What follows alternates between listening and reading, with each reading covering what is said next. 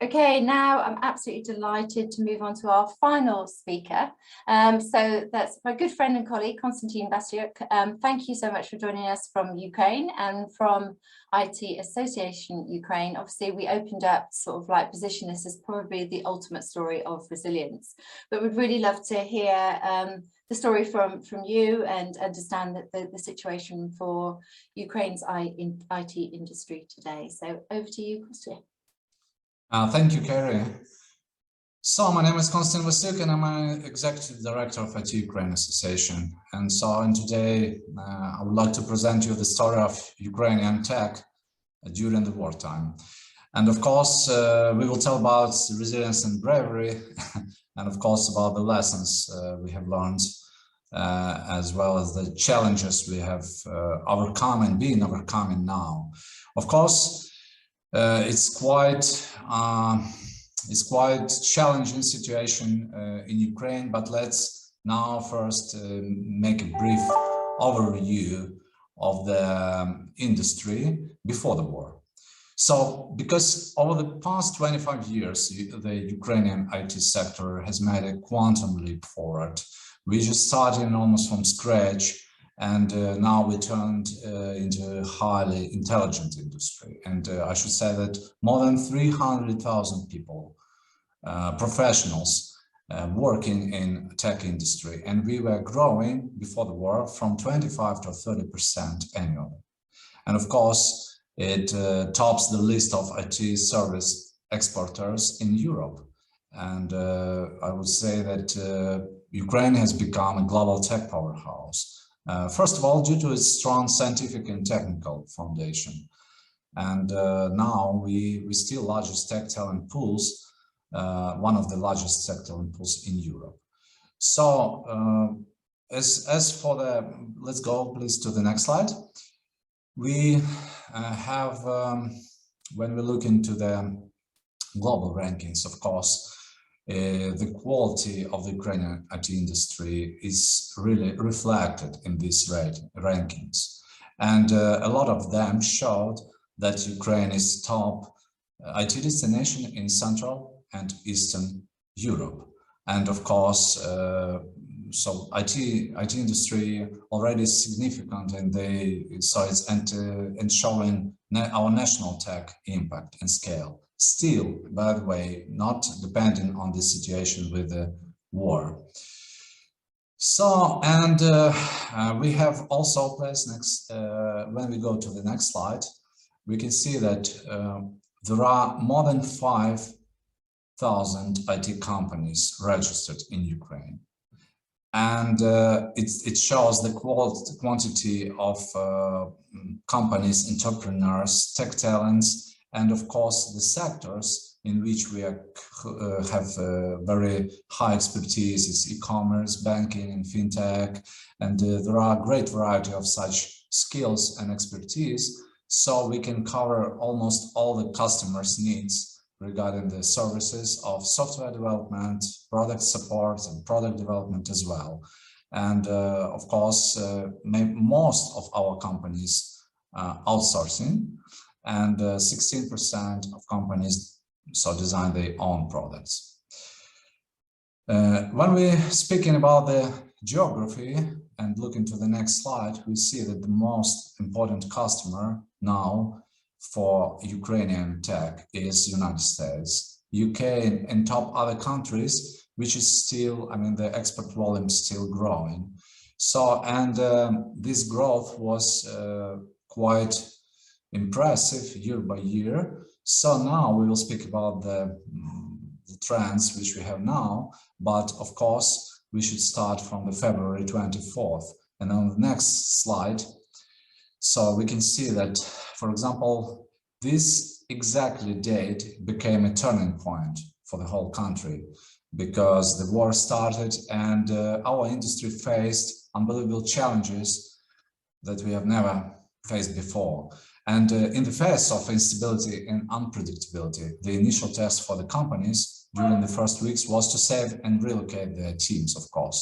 And of course, second key challenge was to encounter the concerns of the customers, because nobody believed that It's still possible to make delivery, still have business processes as well, but it was really so we have overcome this. And of course, because of the regular and constant communication, very open and fair, and we were able to realize our business continuity plans.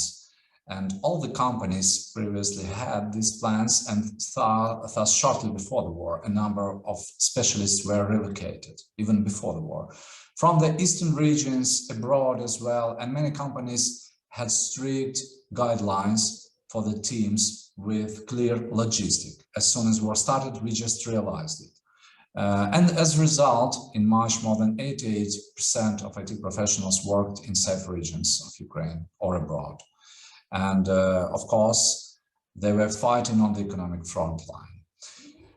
Some people, of course, thought more than 3% of IT specialists decided to join the armed forces, and about 10%, from 9 to 10%, joined cyber forces. So most companies managed not only to maintain their operational activities, but to retain customers and the scope of their contracts. It's unbelievable. So next slide, please. And we also, when we're speaking about resilience, the first one is that the most flexible industry is tech industry here. And I would like to say that we have also not quite standard solutions like Elon Musk's Starlink's satellite systems, which we applied and which we use now to have reserved internet connection channels. And during these long and difficult months of the war, the Ukrainian society managed to consolidate, to be consolidated and to be united with the efforts of state and businesses. And we have like spirit of Ukraine, of course, and we speak about phenomena of national IT bravery as well, national bravery and IT bravery.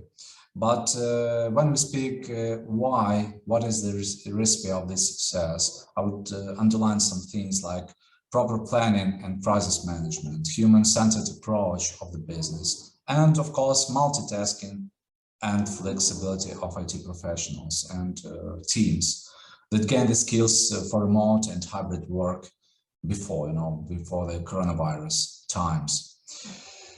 So we also, maybe we go to the next slide, please. We also diversified network of offices in Ukraine, and today IT companies ready to various scenarios, even worse scenarios that we have before. So all this reflected in the export volumes, I mean the stability and resilience of the industry.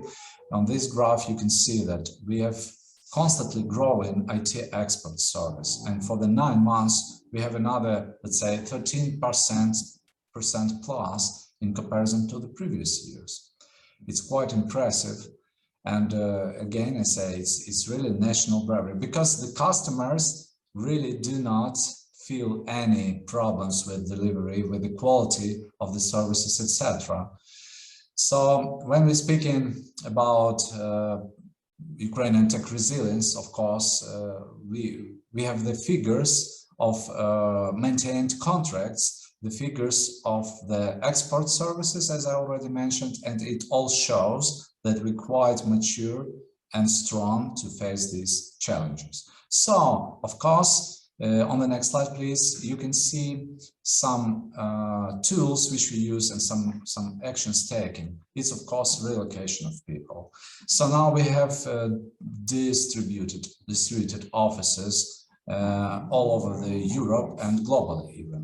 So you see the percentages of people who was relocated from Ukraine abroad. It was mostly before the war, by the way, on the request of our customers. As you know, starting from October 2021, we have some signs and information regarding possible conflict. So many customers required to move key people out of Ukraine. So we did it, and now we have a distribution. About 45 of IT companies relocated people, and 55 of them did not relocate, but switched to remote work or partial work in office.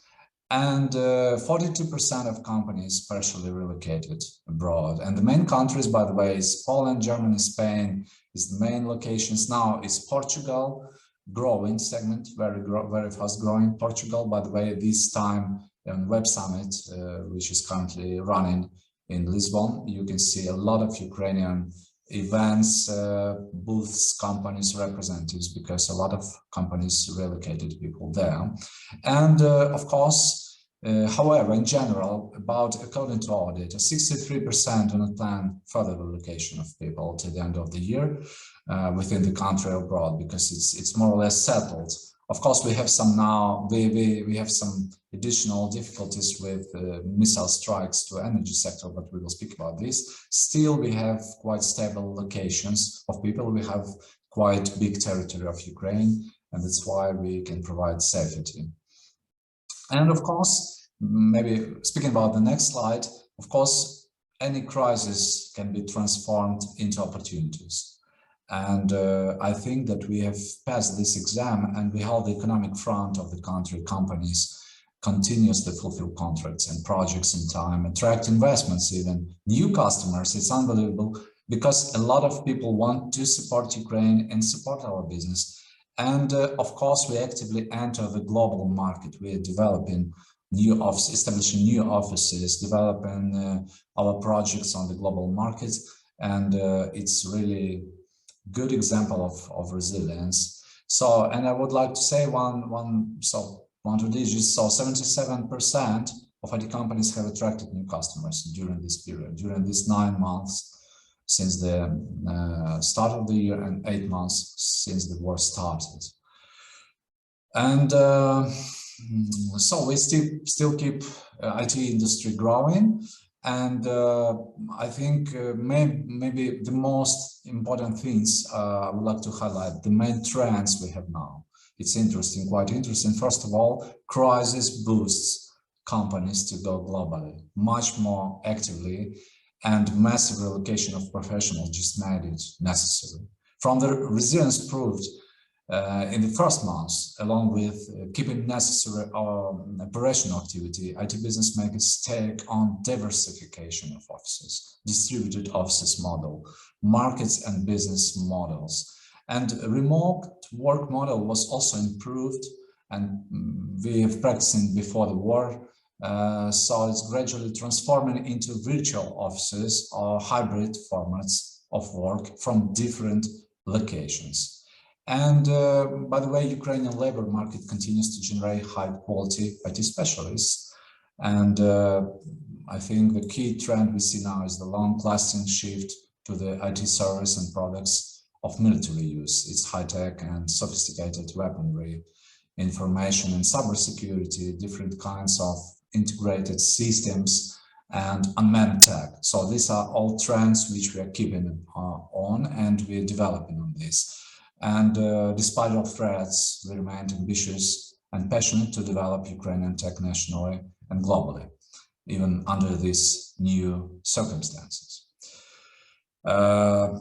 Maybe this is the main things. And do we have any slides additionally?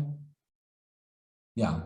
So we also, I should mention that we're also very active on international markets, as I told you before, and we have a special project union.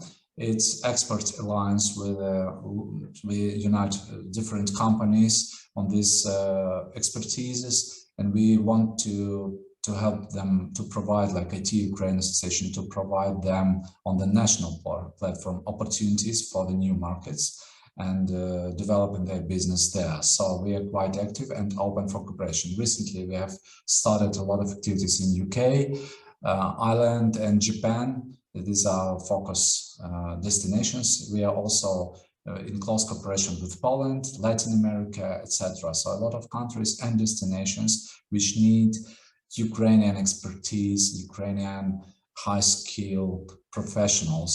So we are open for this cooperation. And again, we are quite optimistic. Of course, we understand all the risks, all the threats we have. We again communicate this absolutely open with our customers and partners. And this gives us a huge portion of support and business development energy, I would like to say, because even in these harsh circumstances, you can grow, you can overcome, and you can be as well as resilient and very motivated to move to the future. So this is in brief about our situation. And recently, by the way, we have announced the new figures about paid taxes to Ukrainian budget and about the export volume. So again, we have this constant growth. So we hope to keep this trend till the end of the year, at least. Let's see. Thank you for your great support and for your attention to Ukraine, because now we are fighting with the real world evil. So thank you. Maybe you have some questions. Thanks very much, Costa. Yeah, there are a couple of questions. What